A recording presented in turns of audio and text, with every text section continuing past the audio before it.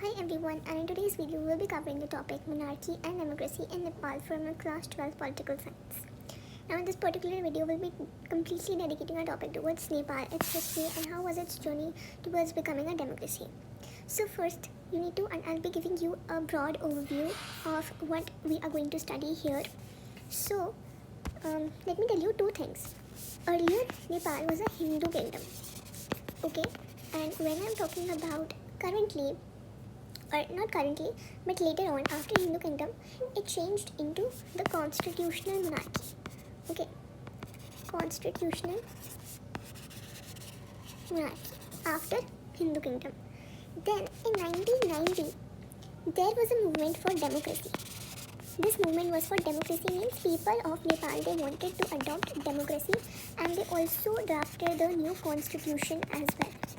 But in 2002, the king removed the parliament, okay, and ended this limited democracy. Then in 2006, people again started protesting and the king was forced to restore parliament. That means parliament was again there into existence. In 2008, Nepal becomes a democratic republic, and in 2015, a new constitution was adopted. So this is a broad overview of how was Nepal's journey and what we are going to study in today's video. Earlier Nepal was a Hindu kingdom, but then it was a constitutional monarchy. In 1990, there was the movement for democracy. People wanted democracy. There was a new constitution as well. But in 2002, king removed the parliament. He ended the democracy. In 2006, again people started protesting for democracy, and the king was forced to restore parliament. 2008, Nepal finally becomes a democratic republic, and in 2015, a new constitution was adopted. Now let's just go through the NCERT once and cover the details of what, so as to what we need to write in our answer. Okay, so both there was a monarchy and democracy in Nepal. Okay, first there was a Hindu kingdom, then there was a constitutional monarchy for many years, but then throughout this period the political parties and the common people, they wanted a more open and responsive system, which was what? Democracy. But the king and the army, they did not allow the people to have the democracy, the expansion of democracy, because they used to have the full control over the government.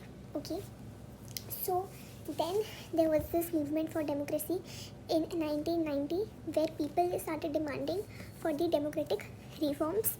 The king agreed, but then the real power still remained with the king, and a constitutional monarchy was formed. Although there was a strong pro-democracy movement, in response to that there was a constitutional monarchy. Okay, then after that we see that there was this Maoists and Nepal insurgency. That means the Maoist groups, they wanted radical change and they did not want any limited democracy, so they started an armed struggle to overthrow this monarchy. And then there was a violent triangular conflict. So basically the conflict, why we are saying this triangular conflict, because the conflict was with three people simultaneously: the king, the Democrats, and the Maoists. So king, he was the monarchists who wanted the monarchy. Democrats, they needed, like, the political parties, you can say, who were asking for this, and Maoists were the revolutionaries, because they did not want to settle with the limited democracy, but they wanted the complete change, the radical change. And so there was this triangular conflict, okay, and a violent conflict. The Maoist guerrillas and the armed forces of the king, they all were fighting.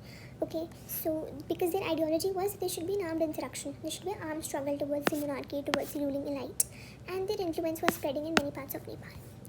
Then there was a royal takeover in 2002. That means king, he abolishes parliament, he dismissed the elected government, and he tightened his hold, which effectively ended the democracy.